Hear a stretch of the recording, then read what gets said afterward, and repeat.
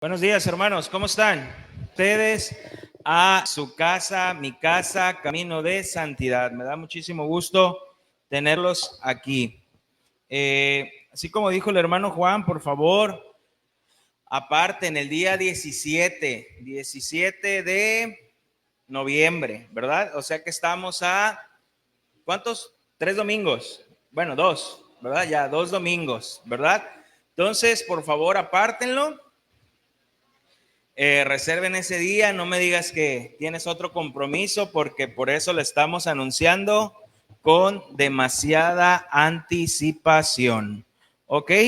Muy bien, hermanos, bienvenidos sean todos ustedes. Gracias a Dios que estamos un domingo más aquí reunidos como iglesia local.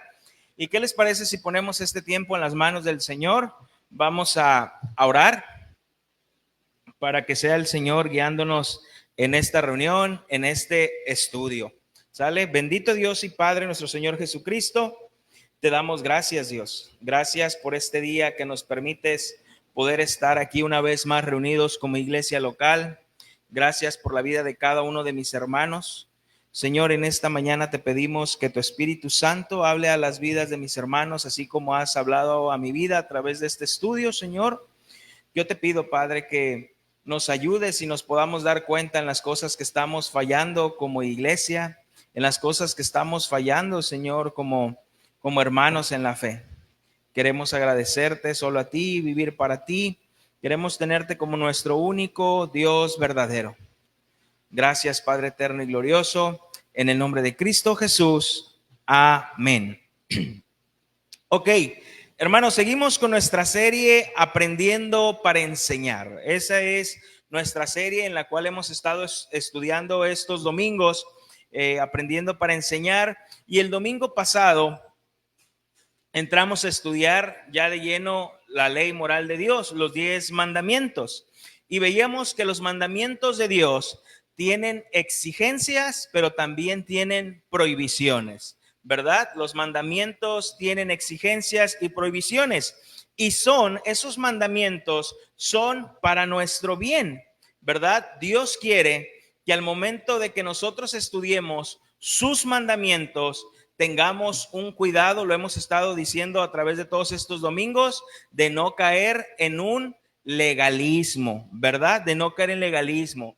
¿Y qué es el legalismo? Lo hemos estado diciendo. El legalismo es sacar la ley de Dios de su contexto original y es atribuirle autoridad divina a las leyes humanas, ¿verdad? Entonces el legalismo es sacar la ley moral de Dios de su contexto original, de lo que realmente nos quiere decir, nos quiere enseñar, y yo atribuirles leyes humanas y ponerlas como unas leyes divinas. El domingo pasado iniciamos, como les digo, con el primer mandamiento. ¿Y cuál es el primer mandamiento? Deuteronomio capítulo 5, versículo 7 nos dice cuál es el primer mandamiento.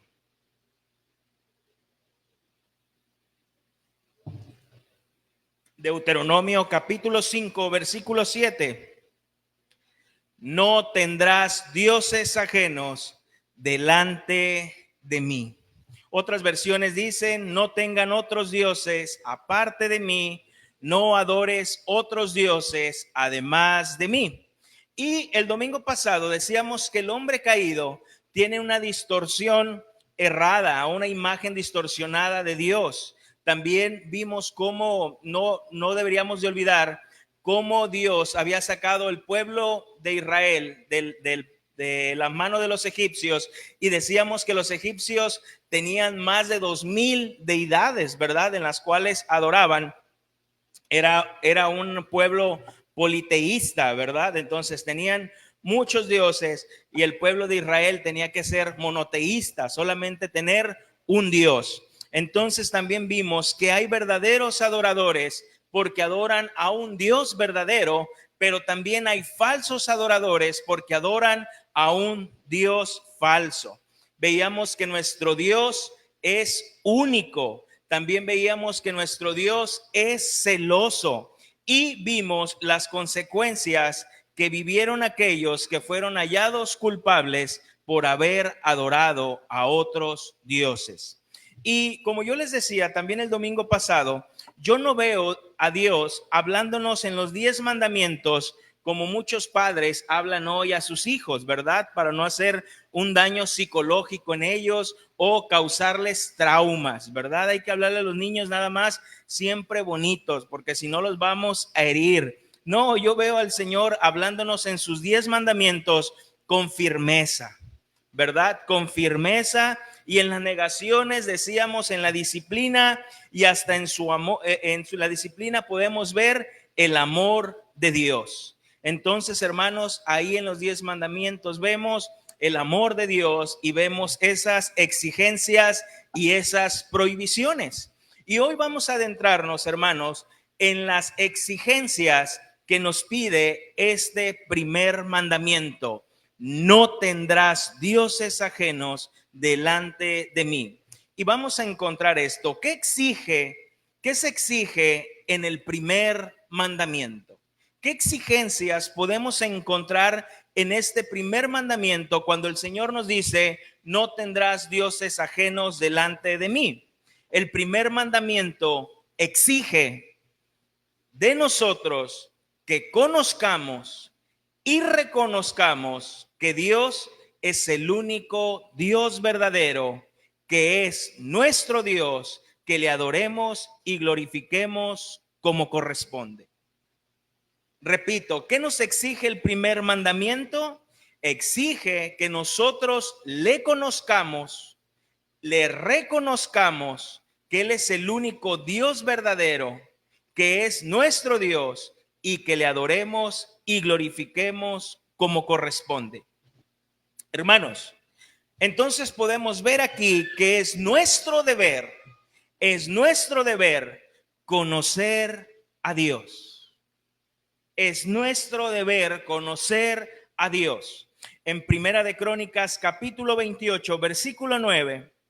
Primera de Crónicas, capítulo 28, versículo 9. Espero que sí pueda terminar el mensaje de hoy, si no voy a tener que partirlo, pero yo creo que sí. Vamos a ver. Primera de Crónicas, capítulo 28, versículo 9. Yo te lo voy a leer en la versión Palabra Dios para Todos. Primera de Crónicas 28, 9. Amén. Dice: Salomón, hijo mío, a ti te pido que reconozcas la autoridad del Dios de tu papá. Te pido que siempre le sirvas con un corazón puro y un espíritu entusiasta, porque el Señor siempre mira el corazón y conoce todos los pensamientos de los hombres. Si lo buscas, Él dejará que lo encuentres, pero si lo abandonas, Él te rechazará para siempre. Hermanos, yo no puedo regresarme a ver todo lo que vimos el domingo pasado, es por ello que estamos dando una serie, pero decíamos que el hombre tiene una imagen distorsionada de Dios al ser un hombre caído al venir de Adán. Entonces, el hombre por naturaleza, hermanos, es religioso, es lo que decíamos. Todo el hombre por naturaleza es religioso, y esto podemos verlo a través de todas las culturas, ¿verdad? Que el hombre es religioso, pero en esa distorsión de Dios que el hombre tiene, busca adorar más a las criaturas que a su propio creador, como nos dice Romanos. Entonces, ¿cómo puedo rendir una adoración verdadera al Dios único y verdadero si no le conozco? ¿Cómo puedo yo realmente brindarle a Dios una adoración verdadera si no le conozco? ¿Te imaginas que yo empezara a hablar de ti y empezara a decir cosas al no conocernos mucho? Fíjate que Alexis piensa de esta manera, a Alexis le gusta esto, a Alexis le gusta lo otro, y al final Alexis dice: espérame, creo que no me conoces. Porque de todo lo que dices, yo creo que el 2% es verdad. Todo lo demás, no me conoces. O sea, estás hablando algo falso. Estás suponiendo tú nada más creer que es lo que a mí me gusta. Hermanos, de esa misma manera yo puedo caer a adorar o tener una adoración falsa al no conocer a Dios. Porque el Dios de la Biblia pide ser adorado como Él quiere, no como nosotros vamos o como nosotros queramos, sino como Él lo pide, como Él lo dice. ¿Te acuerdas aquel ejemplo que prediqué en la posada un diciembre antes, que lo titulábamos "El celebrado es ignorado" en las Navidades? Siempre el celebrado es ignorado, ¿no? Y yo te decía, a mí me dan miedo los payasos, no sé, me dan mucho temor los payasos, no me gusta estar cerca de payasos, pero no me gusta tampoco la comida, de la comida, si un día me invitas a comer, no me des guacamole, no me gusta el aguacate, ¿verdad? Ya que si me lo pones y me obligas, pues la Biblia dice que lo que me pongas en la mesa, me lo debo de comer, pero también tú estás pecando porque ya te estoy diciendo que no me gusta. Entonces, ¿te imaginas que tú me hagas una fiesta y en esa fiesta me metas payasos y que en esa fiesta esté sirviendo de botana guacamole y que después de guacamole des otra comida que tenga demasiado aguacate? Yo sé que no lo va a hacer porque el aguacate no está tan barato, pero hermanos, realmente tú hiciste una fiesta a tu manera, a tu modo, no a mi manera, no a mi modo, porque tú me conoces y sabes qué es lo que a mí me agrada y qué es lo que no me agrada. De esa misma manera, nosotros tenemos que conocer al Dios de la Biblia para poder darle una verdadera adoración, no como nosotros supongamos. Entonces, es mi deber, dile al que está a tu lado, es tu deber conocer, saber cómo es Él, qué es lo que le agrada, lo que aborrece, para poder rendir una vida de adoración. Es nuestro deber, es nuestro deber. Ya deja de culpar a tu esposo, deja de culpar a tu esposa, deja de culpar a tus hijos. Es mi deber, es mi deber. Hermanos, Jesús hizo una pregunta. Cuando nuestro Señor Jesucristo estaba aquí en la tierra, Él hizo una pregunta. Y vamos a leer qué tipo de pregunta Él hizo. Mateo capítulo 16, versículo 13. Vamos a ver qué fue lo que preguntó nuestro Señor Jesucristo. Mateo capítulo 16, versículo 13 al versículo 17.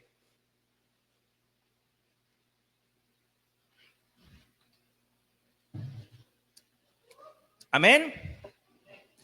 Mateo 16, versículo del 13 al 17. Dice: viniendo Jesús a la región de Cesarea de Filipo, preguntó a sus discípulos diciendo: ¿quién dicen los hombres que es el Hijo del Hombre? En otros evangelios dice: ¿quién dicen los hombres que soy yo? Le está haciendo esta pregunta a sus discípulos. Ellos dijeron: unos Juan el Bautista, otros Elías, otros Jeremías o alguno de los profetas. Y él les dijo: ¿y vosotros quién decís que soy yo? Y para ustedes, ¿quién soy yo? Respondiendo Simón Pedro dijo: tú eres el Cristo, el Hijo del Dios viviente. Entonces le respondió Jesús: bienaventurado eres, Simón, hijo de Jonás, porque no te lo reveló carne ni sangre, sino mi Padre que está en los cielos. Si podemos analizar este pasaje, que no es donde nos vamos a centrar, pero si podemos analizar un poco este pasaje, podemos ver que hubo muchas respuestas acerca de quién era Jesús. Jesús le pregunta a sus discípulos y le dice: ¿quién dice la gente allá afuera? ¿Quién dice que soy yo? Unos dicen Elías, otros Juan el Bautista, otros eres simplemente un profeta. Y quizás alguna de esas respuestas que los discípulos dieron, quizás algunas iban malintencionadas, quizás otras sí llevaban una muy buena intención de quién era Jesús. Muchos de ellos con una buena intención lo llegaron a llamar profeta, ¿no?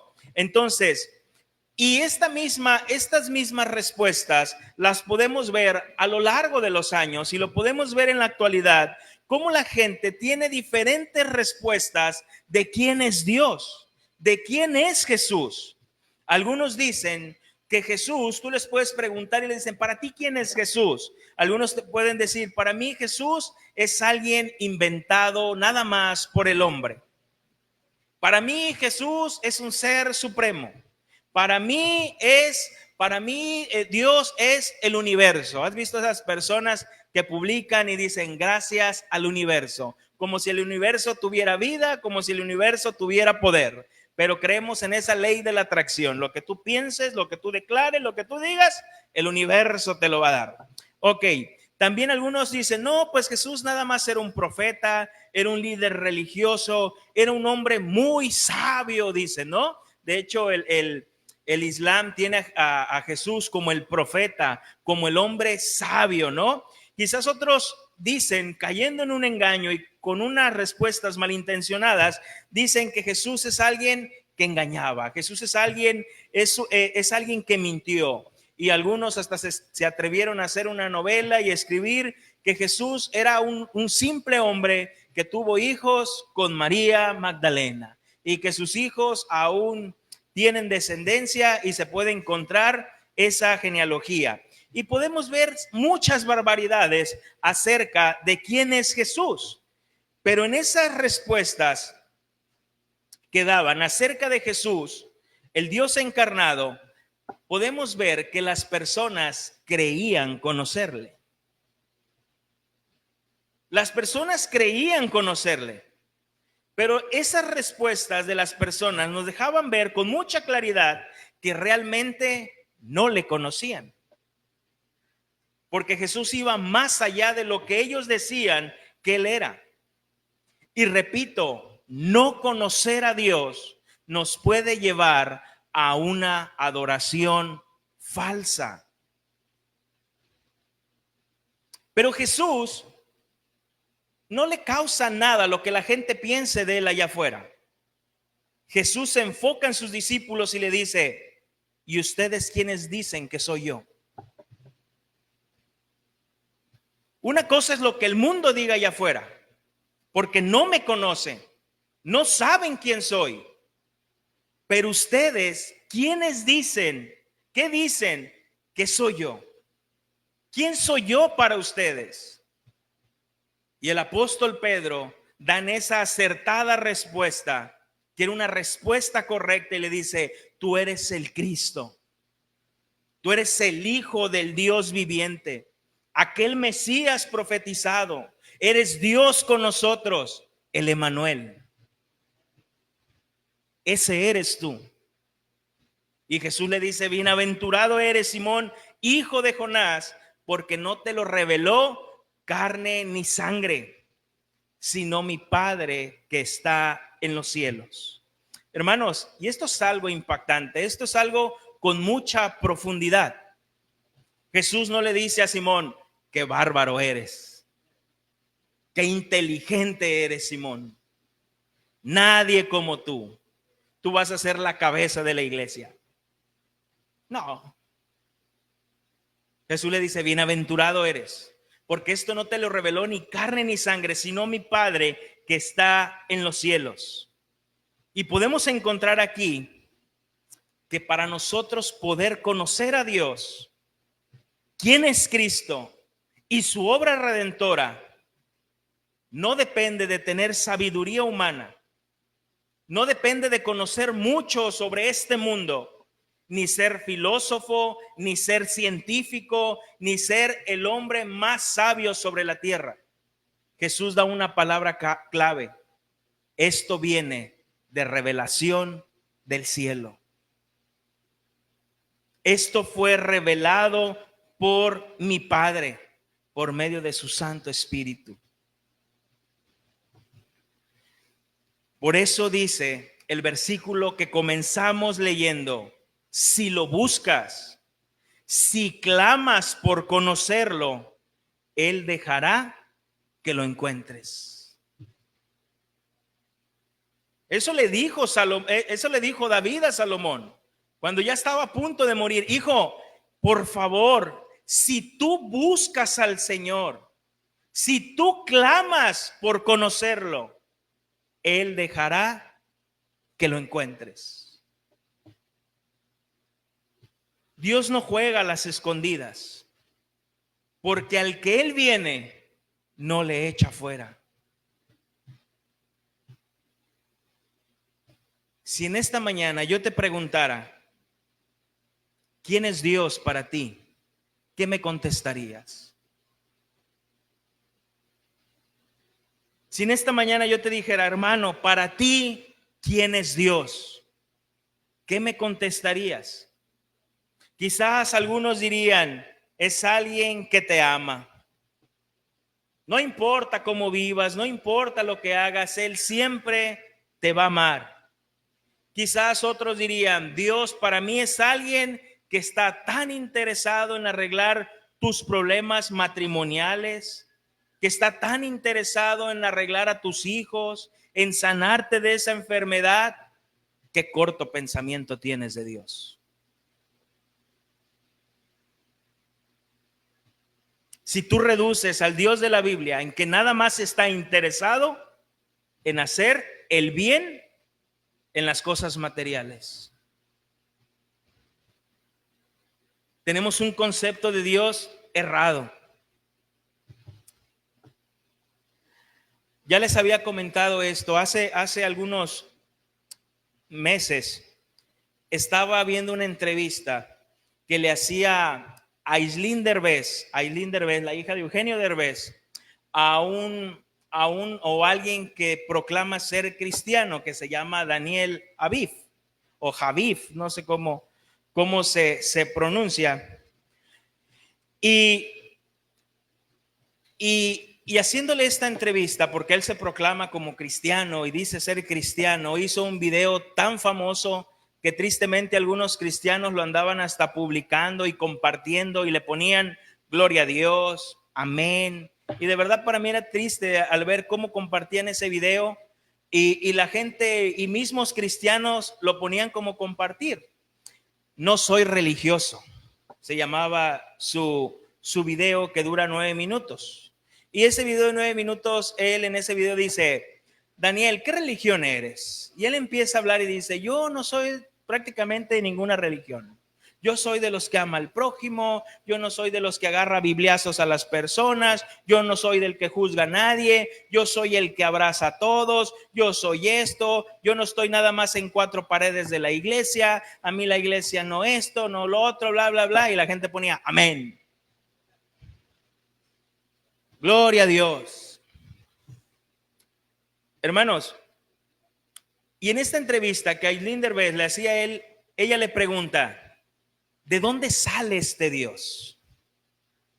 ¿De dónde sale este Dios que profesas? Y él le comienza a dar como una explicación, según él, muy espiritual. Le empieza a decir, no, pues mira, Dios. Y le empieza a dar, como dijeran por ahí, un choro mareador. ¿De quién es Dios? Cuando la respuesta, hermanos, si tú me preguntas de dónde sale este Dios, la respuesta es simple. ¿De dónde sale este Dios? La respuesta es simple, porque la Escritura lo enseña. Dios no sale de nada ni de nadie. Dios siempre ha existido. Dios no depende de sus criaturas para ser Dios. Él es y Él siempre será. Él es el principio y el fin. Luego ella le dice, es que para mí choca mucho poner esto de un Dios supremo y nosotros como criaturas acá, o sea, un Dios allá arriba, un Dios allá afuera, haciéndonos sentir inferiores. ¿Tú crees en ese tipo de Dios? Y él dice, no, porque así habla, todavía le pone, no, querido, dice, no, Dios va más allá. Dios es un caballero. Y si tú no le permites a Dios entrar, Él no va a entrar. Dice él, ¿qué es más importante? ¿Da Vinci o la Mona Lisa? Dice, no es que la Mona Lisa sea menor que Da Vinci, es una extensión de Da Vinci. Nosotros no somos inferiores a Dios, somos una extensión de Dios. Y ella le decía, wow.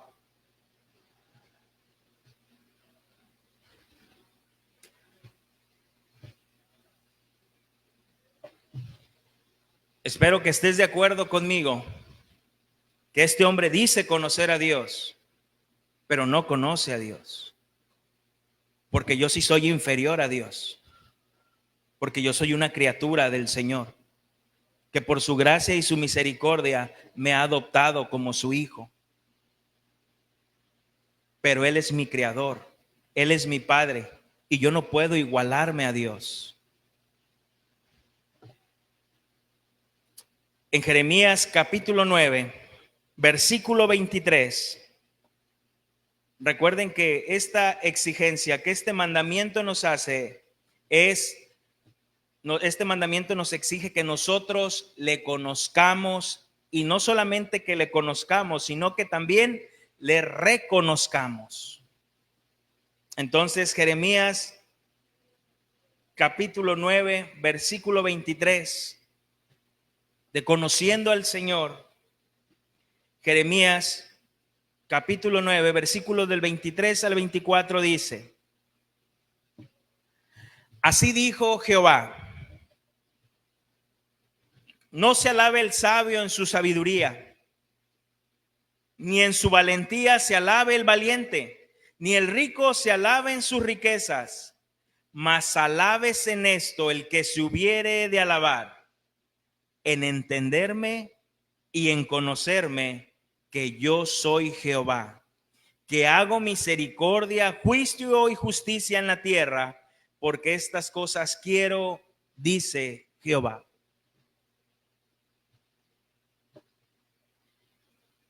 ¿Qué dice? No se alabe el sabio en su sabiduría, ni el rico se alabe en su ni el valiente se alabe en su valentía, ni el rico se alabe en sus riquezas. Alabes en esto el que se hubiere de alabar, en conocerme y en entenderme que yo soy Jehová. Hermanos, este mandamiento, no tendrás dioses ajenos delante de mí, este mandamiento me exige, este mandamiento me manda a que yo debo de conocerle. Yo debo de conocerme.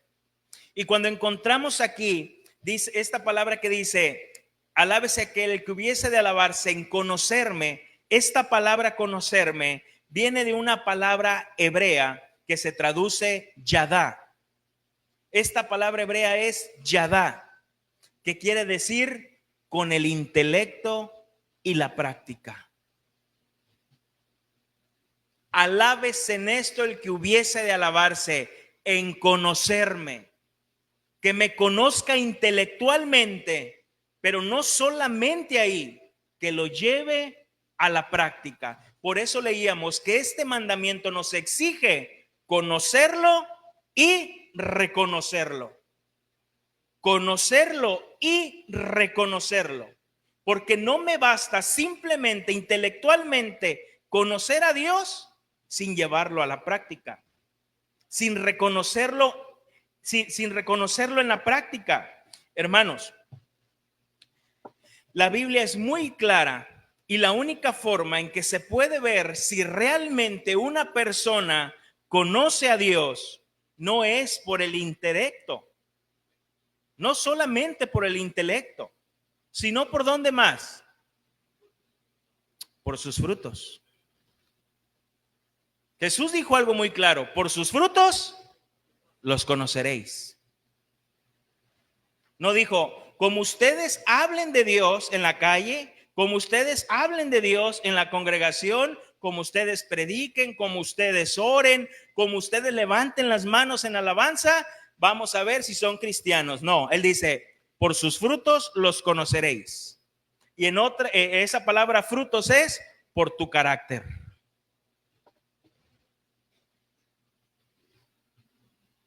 Por tu carácter te vas a dar a conocer si eres cristiano o no. Pero hay hermanos que dicen, ¿quién eres tú para juzgarme? Oye, hermano, la forma en que vives, cómo actúas, cómo haces, no da evidencia que eres un cristiano. ¿Quién eres tú para saber mi relación con Dios? No, yo no.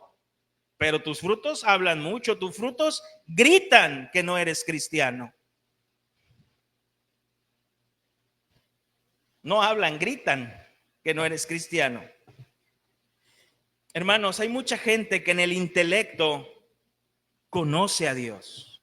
Mira, cuando nosotros estudiamos en el Instituto Bíblico, híjole, de verdad que yo creo que, no lo digo en mala onda ni para jactarme, pero yo creo que era de los más burros de los alumnos. Éramos como 80 en la mañana aproximadamente. En la mañana éramos como 80 alumnos, por la tarde eran como 400 alumnos.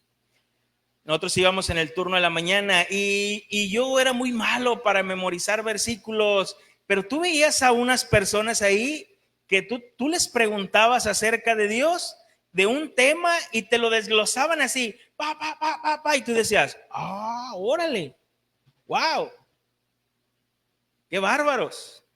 Había uno que le decíamos el Hijo del Altísimo, porque medía como 2 metros o más de 2 metros. Y de verdad dijeron pastor, tenía una maceta como para comértela en un plato de pozole. O sea, agarraba tanta información, te sabía hebreo, te sabía griego, te decía, te conocía cultura, te conocía historia. ¿Sabes dónde está? Yo tampoco.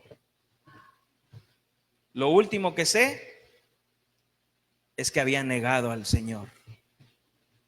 Ya no caminaba en la fe. Había tantos hermanos que nomás estaban más que como hermanos, alentándote y ayudándote, nada más estaban en qué te equivocabas para señalarte, hey, aquí, santidad, la palabra, la firmeza, la Biblia dice, y no me muevo porque la escritura. Y a veces el maestro predicando y se le ponían el brinco, ¿te acuerdas? Se le ponían el brinco y uno, es que usted está enseñando algo falso. Y el pastor, no, mira, es que si ve, no, la Biblia dice, yo ya no vengo a este instituto, hereje. ¿Dónde están? Intelectualmente conocían mucho de Dios, pero con sus hechos lo negaron. Por eso el Señor dice, alábese aquel que hubiese de alabarse en conocerme y en entenderme, no solamente con el intelecto, sino con la práctica, con sus hechos. Tener el conocimiento de ese Dios verdadero. Porque si yo conozco a ese Dios verdadero, a ese Dios que la Biblia me menciona, yo voy a poder darle una verdadera adoración como Él la pide, no como yo quiero. Hermanos, tenemos gran ejemplo. ¿Qué pasó con Caín y con Abel? ¿Qué pasó? Yo sé que algunos hermanos ahí le echan de su cosecha y dicen, Abel lo mejor y Caín llegó con fruta de la que se encontró tirada. No inventes, no dice eso la Biblia, que Caín agarró fruta y de lo peor, de la que ya estaba pasada, como te venden en la frutería. No es eso. Dios en el Génesis había establecido cómo debería de ser adorado y le enseñó a Adán y Eva cómo debería de ser adorado. Dijo, va a ser un sacrificio. Un cordero limpio, sin defecto, sin mancha. Es así como me van a adorar, porque eso es sombra de lo que debe venir, porque yo voy a enviar a mi hijo limpio, sin defecto, sin mancha, yo mismo encarnado. Y esto debió haber transmitido Adán a sus hijos. Y claro que lo transmitió. ¿Cómo supo Abel? Y llevó lo mejor. ¿Pero qué hizo Caín? No me juzguen. Mi relación con Dios. Dios ve mi corazón. Y la intención es lo que importa. Yo le voy a llevar un papayo, un melón en la sandía, lo mejor. Y Dios no se la aceptó. Porque tu intención no vale. Tu intención no cuenta. No cuenta tu intención. Si no es como Dios lo pide, como Dios lo manda. ¿A poco si tú le dices a tu hijo, hijo, por favor te quiero aquí antes de las 11 de la noche? Y que no andes así, asá, y tu hijo llega a las 4 de la mañana. Papá, yo tenía buena intención de llegar. Hijo, ya con eso me dijiste todo. Vente, mi niño. Tu intención no me cuenta. Yo te di una orden, te dije a qué horas te quería, cómo te quería, y tú desobedeciste. Hermanos, el ser humano, nos dice Jeremías, que el ser humano tiende a admirar tres cualidades. El ser humano tiende a admirar tres cualidades, y al admirar estas tres cualidades, el ser humano termina cayendo en banalidad y termina adorando a un Dios falso. Jeremías lo dice: la sabiduría, el poder y las riquezas. La sabiduría, el poder y las riquezas.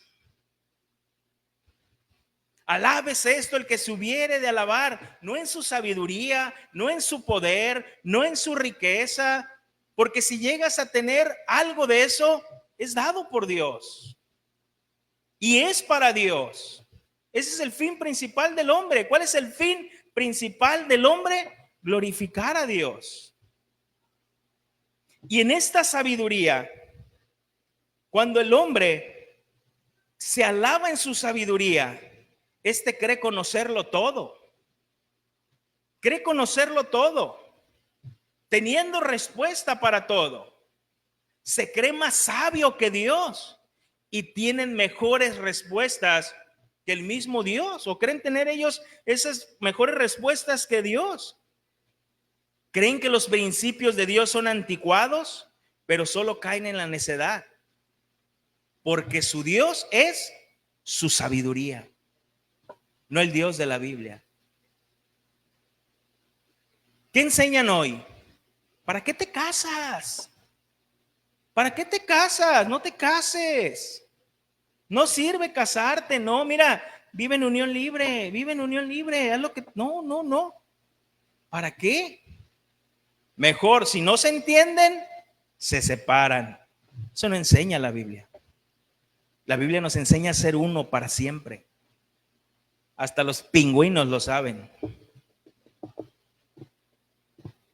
Uno para siempre. Pero en tu sabiduría humana, que has creado a Dios, que es tu sabiduría, un falso Dios, crees tener respuesta para todo.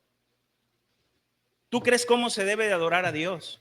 Ir a una iglesia, yo no. Dios sabe que Él y yo tenemos una relación. No ocupo yo ir a una congregación. Entonces, ¿por qué la Biblia dice no dejar de congregarte como algunos tienen por costumbre? Tú eres más sabio que Dios. Hermanos, ¿qué pasa con esto de la ideología de género? En su sabiduría. Me gusta escuchar mucho a una persona que se llama Agustín Laje. No sé si alguno de ustedes lo ha escuchado. Y de verdad, no es creyente, no es cristiano, pero le hacen una entrevista y él dice, está entrevistando a una muchacha, ¿no? Una periodista, y le dice, ¿qué me dirías tú si yo te digo que en este momento él es argentino, es de tez blanca, chaparrito, Dice él, ¿qué me dirías tú si yo te digo que en este momento yo me percibo como afroamericano? ¿Qué me dirías tú? Y dice ella, pues no. ¿Por qué? Pues, pues porque eres todo lo contrario a un afroamericano. Dice, entonces tú tienes fobia hacia los afroamericanos. Dice, pues no tengo fobia, pero simplemente no. Dice, ese es el mundo. El mundo hoy entiende, el mundo hoy puede comprender que yo no puedo percibirme como afroamericano, pero no puede comprender que un hombre diga que es mujer. Eso no lo comprende. Dice, no, es que si él se cree mujer, él es mujer. ¿Por qué?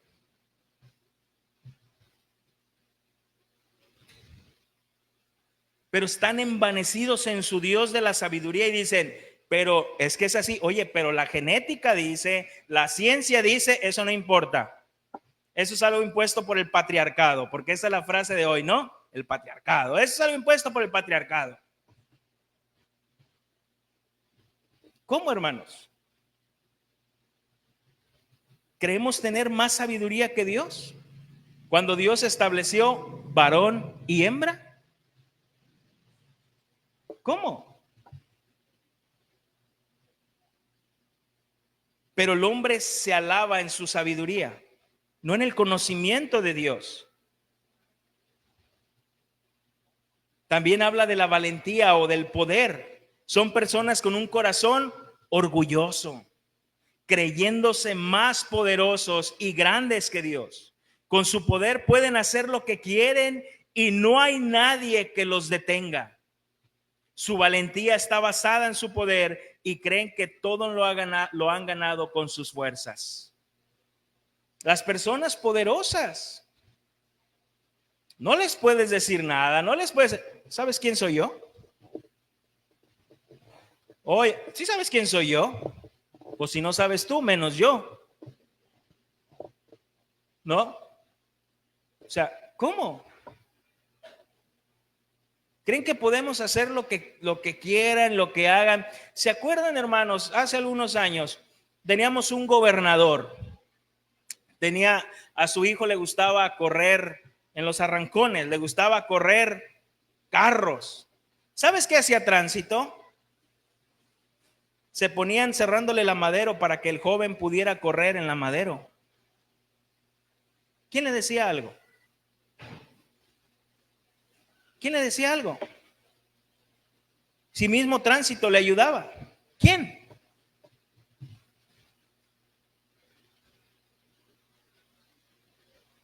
¿Tienes un título y crees que eso te da poder? Tu Dios es el poder, no es el Dios de la Biblia. No es el Dios de la Biblia. El que se alaba en sus riquezas son aquellas personas que creen que su dinero puede comprar todo, aún hasta lo espiritual. Aún hasta lo espiritual. ¿Qué pasó con el joven rico? ¿Qué pasó? Y le dijo, ¿qué necesito para heredar el cielo? Pues los mandamientos. Lo que dice la Biblia, todo eso lo he hecho desde mi juventud. Todo lo que dice la Biblia lo he hecho desde mi juventud. Jesús le dice, una sola cosa te falta. Anda, ve y vende todo lo que tienes y dalo a los pobres. No es que el problema fuera el dinero, el problema era el amor al dinero. Y él dijo, ¿sabes qué, Jesús? Hasta aquí la dejamos.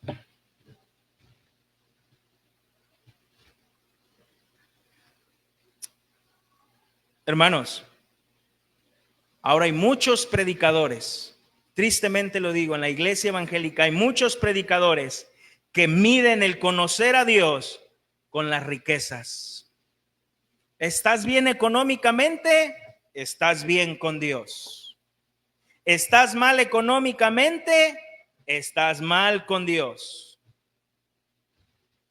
Así lo miden. Dependiendo el dinero que tengas, es si estás bien o mal con Dios. ¿Por qué, hermanos?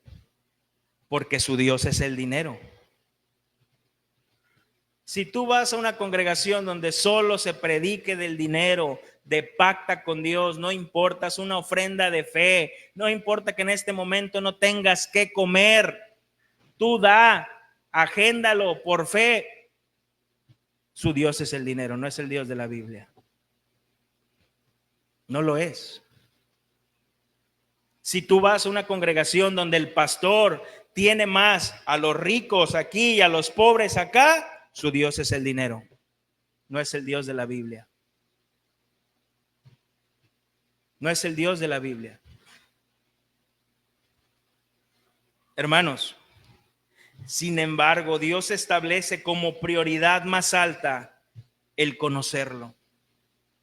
Ni la sabiduría, ni el poder, ni la riqueza. No te alabes en nada de eso, porque eso termina siendo al final banal. Alábate en esto, en conocerme, en entenderme, en vivirme de una forma personal, en tener un encuentro conmigo. Y solamente de esa manera puedes brindarme una verdadera adoración. Hermanos, y cuando nosotros escuchamos exigencias, se escucha como grotesco, así como, ¿cómo que Dios me exige? Sí, Dios te lo exige. Una de las exigencias que Dios pone en este mandamiento es que tú y yo debemos conocerle. Pero ¿por qué Dios exige que le conozcamos y podamos saber cómo es Dios? Porque si nosotros conocemos cómo es Dios, hemos encontrado la vida eterna. Juan capítulo 17, versículo 3.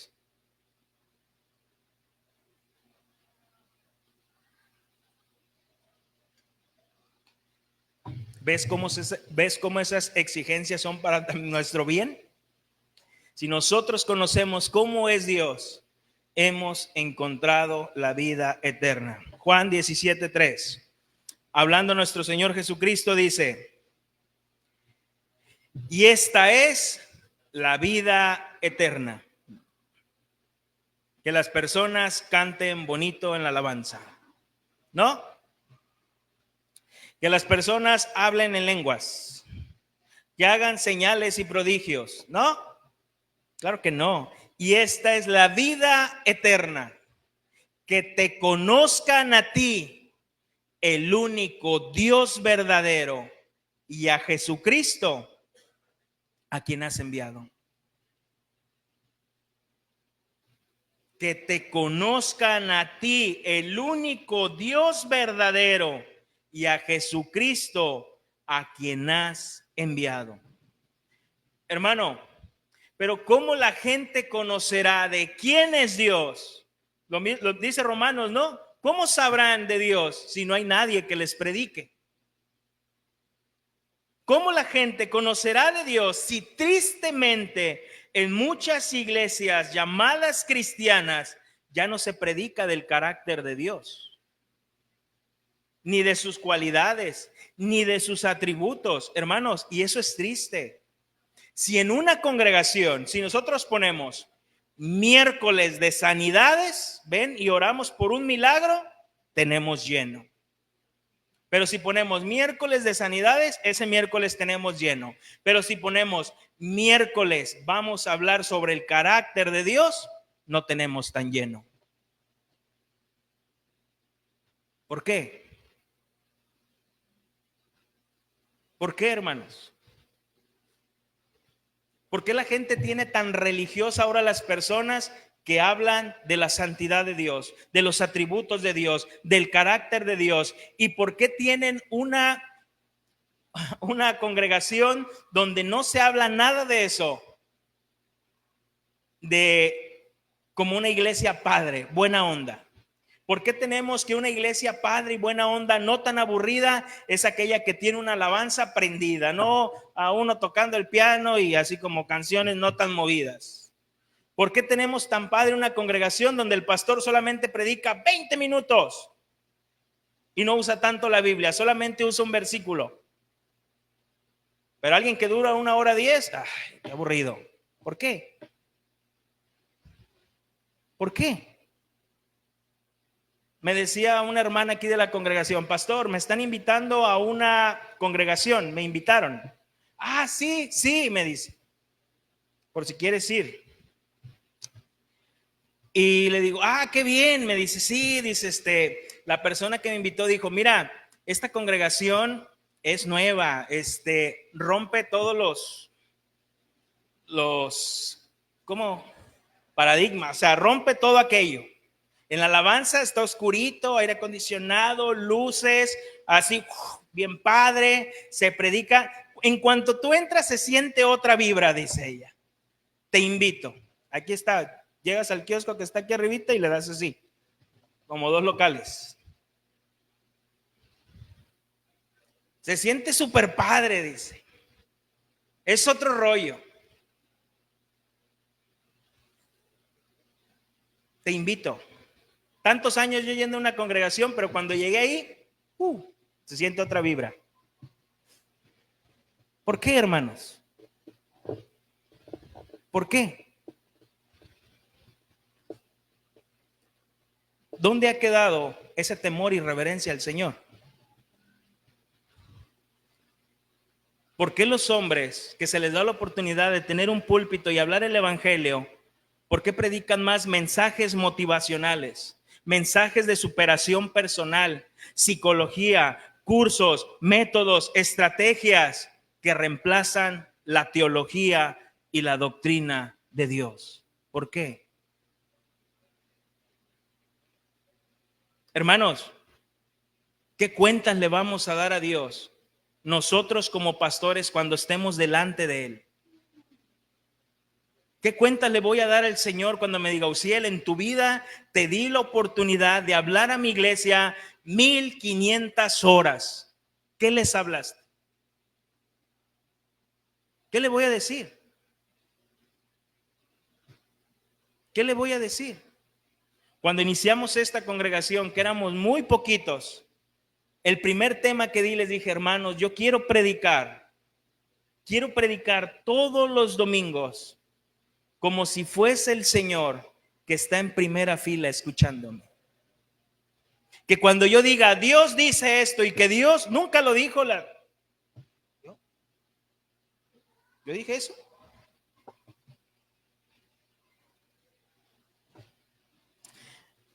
Creemos que porque la gente un día pasó al frente, levantó su mano, hizo una oración de fe, creemos que esas personas ya conocen a Dios.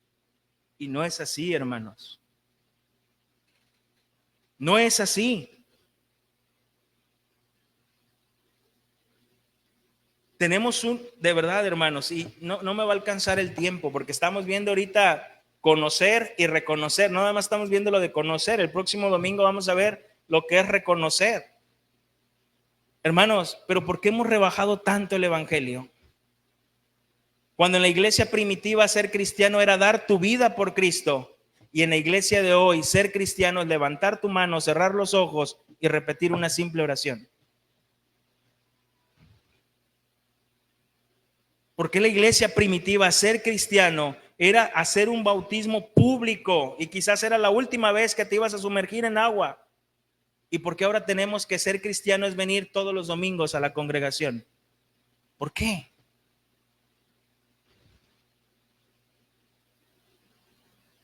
Porque hemos rebajado el evangelio. Y cuando la persona ya no está en la iglesia decimos, antes era cristiano. No, nunca fue cristiano. Nunca lo fue. ¿Qué dice Juan? ¿Por qué? Si hubiesen sido cristianos, ¿qué? Permanecerían con nosotros. Pero salieron de nosotros para dar testimonio que no todos son de nosotros. No todos.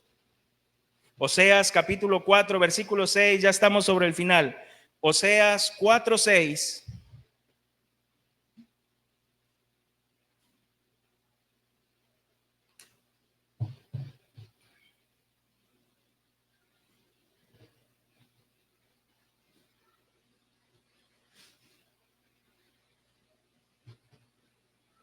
Amén.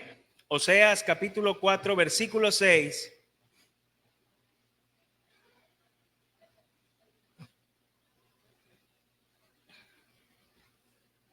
Oseas capítulo 4, versículo 6 dice: mi pueblo fue destruido porque le faltó conocimiento. Por cuanto desechaste el conocimiento, yo te echaré del sacerdocio, y porque olvidaste la ley de tu Dios, también yo me olvidaré de tus hijos. ¿Por qué pereció el pueblo del Señor? Por falta de conocimiento. Hermano,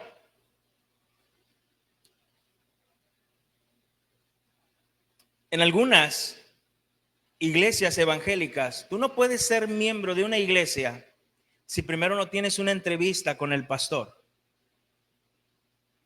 Y el pastor te pregunta y te dice: ¿cómo fue tu conversión? ¿Cómo fue tu encuentro con Cristo? ¿Por qué crees? Porque el pastor quiere saber si realmente has tenido un encuentro con Cristo. Una vez yo platicaba con unas personas y me decían: es que desde que nosotros llegamos a la iglesia nuestra vida cambió. Mira, yo estaba, mi matrimonio estaba muy mal. Él me había engañado, tuvo una hija, pero después él pues se arrepintió, habló conmigo, hablamos, nos invitaron a la iglesia, empezamos a ir. A mi hijo el chiquito le gustó, a mi hija la grande también. Luego a mi hija la invitaron a la iglesia. Luego pues mi hijo está ahí y nosotros ahí estamos sirviendo y todo está bien padre.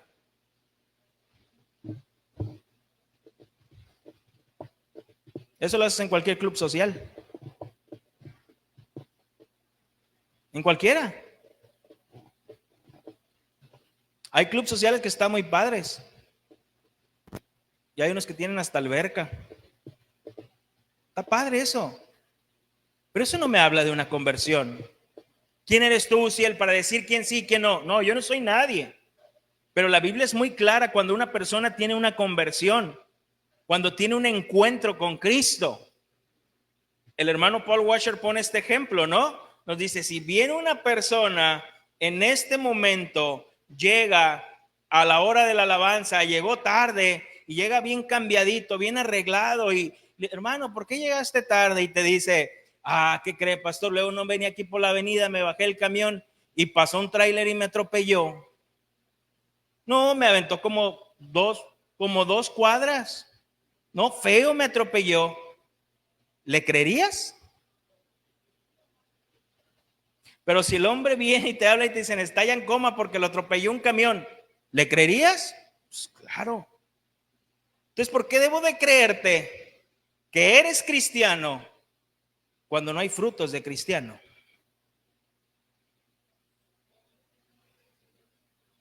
¿Por qué debo de creerte que dices que Cristo llegó a tu vida, te despedazó tus creencias, tus ideas, tus ideales, tu forma de vivir, tu ego, tu orgullo, que Cristo vino a tu vida y despedazó tu forma de vivir para que vivas ahora como Él quiere?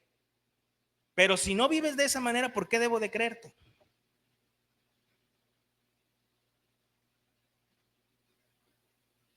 Pero si realmente lo vives, debo de creerte, porque has dado un testimonio público.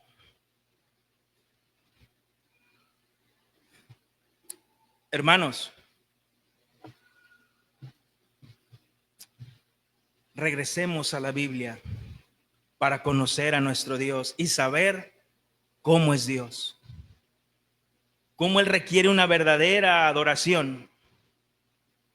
Hermanos, menos tele, más Biblia.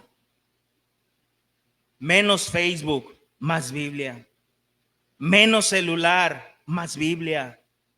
Menos cine, más Biblia. Menos trabajo, más Biblia. Menos pasatiempos favoritos, más Biblia. Hermanos, más santidad, porque sin santidad nadie verá al Señor.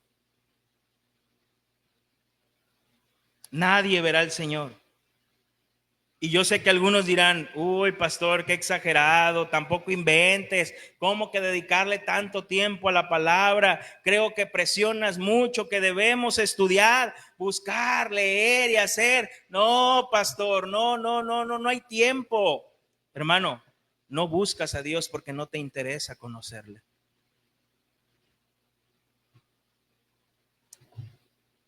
Cuando yo empecé a tener una amistad con Chantal, que me gustaba, que quería conocerla más, yo buscaba cualquier oportunidad para hablar con ella. Yo trabajaba con mi papá y me mandaba a hacer algunos mandados en el carro, ver trabajadores, y le hablaba y le decía, ¿qué estás haciendo? No, pues aquí estoy en casa, voy a hacer unos movimientos, ¿me acompañas? Paso por ti. No, es que ando así como pues, para andar en casa. No te preocupes, no pasa nada. ¿Sí? ¿Y por qué para Dios no es así, hermanos? ¿Por qué para Dios tiene que estar sentado esperándonos a tener una relación con Él en nuestras apretadas agendas? Para ver si tenemos un espacio y decir, 10 minutos para el Señor. ¿Por qué? El Dios que has creado en tu mente, el Dios que has creado en tu mente, no el Dios de la Biblia, te hace tener comodidades, te hace vivir tranquilo. Ese Dios es mejor porque lo cambias dependiendo tu situación, tu estado de ánimo, lo cambias dependiendo en el lugar que estés. Si estoy en la iglesia, me comporto como cristiano. Si no estoy en la iglesia, no me comporto como cristiano. Cuando voy a la iglesia, oro, leo, canto, alabanzas, tengo hasta el vocabulario cristiano. Amén, gloria a Dios, aleluya, su nombre, ¿quién vive? Pero cuando no, hablo como quiero. ¿Por qué, hermanos? Mi Dios no me exige nada. Mi Dios ve la intención de mi corazón y sabe que siempre tengo muy buenas intenciones. Ese no es el Dios de la Biblia. Porque si conoces el Dios de la Biblia exige. Exige. Al Creador lo has vuelto creación y tu creación te has convertido en creador, moldando a un Dios a tu manera, a tu imagen y semejanza. Hermanos, y quiero terminar con este versículo. Jeremías capítulo 24, versículo 7. Traía como 10 páginas y solamente me quedé en 3. Jeremías capítulo 24, versículo 7.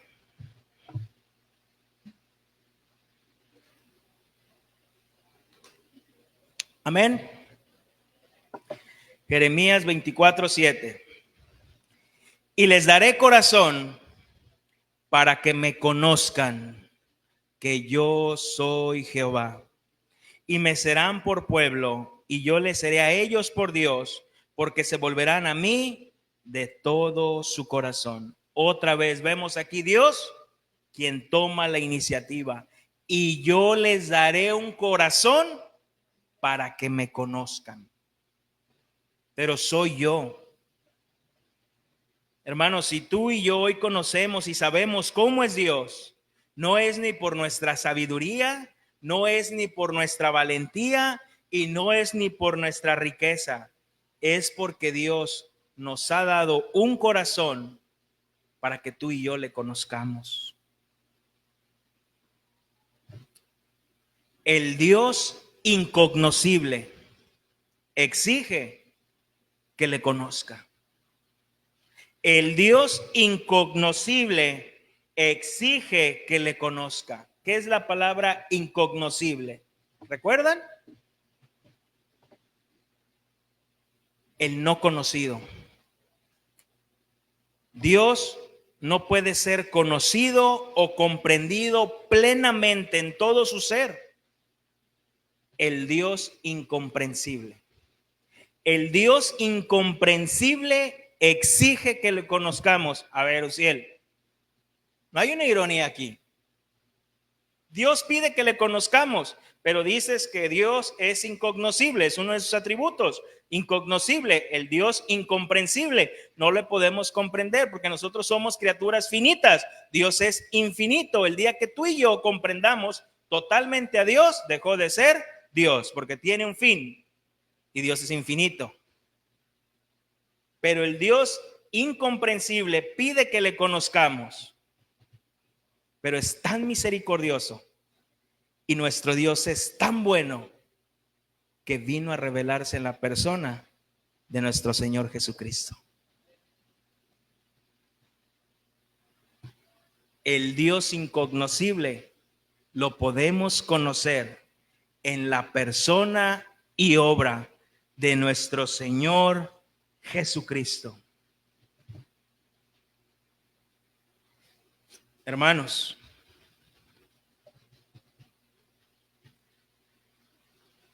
Dios nos exige que le conozcamos y es Él quien nos revela por su gracia y su misericordia en la persona de su Hijo Jesucristo para conocerle. Pero para que nosotros podamos conocerle aún más, Dios nos exige un estudio serio y formal de su palabra. Por eso cuando tú vienes a este lugar, no venimos a darte gusto. Cuando tú vienes a este lugar, venimos a estudiar juntos las Escrituras. Y en este estudio de la Escritura, tú y yo, domingo con domingo, aprendemos a conocer más a Dios. A conocer más a Dios. Vamos a orar.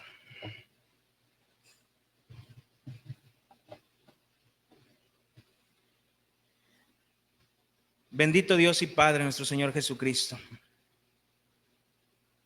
Te damos gracias, Señor, por tu palabra. Gracias, Señor, por estos mandatos que tú estableces en tu santa palabra, Señor. Qué mandamiento tan corto, pero qué mandamiento, Señor, tan extenso en nuestras vidas. No tendrás dioses ajenos delante de mí. Pudiéramos decir, ¿qué podemos sacar de este pasaje, de este mandamiento? Pudiéramos pasar una eternidad hablando de él, Señor. Yo te doy gracias, Señor. Gracias porque has tenido misericordia de nosotros. Gracias, Señor, porque te has revelado en la persona de tu Hijo Jesucristo. Y tu Hijo Jesucristo nos lo enseñó de esta manera: el que me ha visto a mí, ha visto al Padre. Y conocemos más de ti, Señor, en la persona de nuestro Señor Jesucristo. Conocemos de tus atributos. Conocemos, Señor, de un Dios que se hizo hombre para morir por nuestros pecados. Conocemos, Señor, que tú requieres una verdadera adoración, no una adoración falsa. Conocemos, Señor, que tú eres el único y soberano Dios. Yo te doy gracias por cada uno de mis hermanos, Señor, y en esta mañana queremos pedirte perdón, porque cuántas veces no hemos creado dioses a nuestra imagen y semejanza. Cuántas veces, Señor, no creemos que te conocemos lo suficiente, y cuando caemos, Señor, o nos equivocamos, nos damos cuenta, Señor, cuánto nos falta por conocerte. Señor, ayúdanos en este caminar, en esta vida, como iglesia local, como hermanos, ayúdanos, Señor, a que podamos seguir conociéndote en esta unidad de fe. Ten misericordia de nosotros, Señor. No permitas, Padre eterno y glorioso, que quitemos de este lugar tu santa palabra, que sea la única que sea predicada con temor y con reverencia.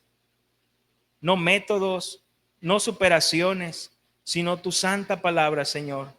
Porque si logramos conocerte, es porque tú, Señor, has revelado en nuestras vidas quién eres. Y si has revelado en nuestras vidas, Señor, quién eres, podemos tener vida eterna, porque esta es la vida eterna, que te conozcamos a ti, el único Dios verdadero, y a Jesucristo, a quien tú has enviado. Yo te doy gracias en el nombre de Cristo Jesús. Amén.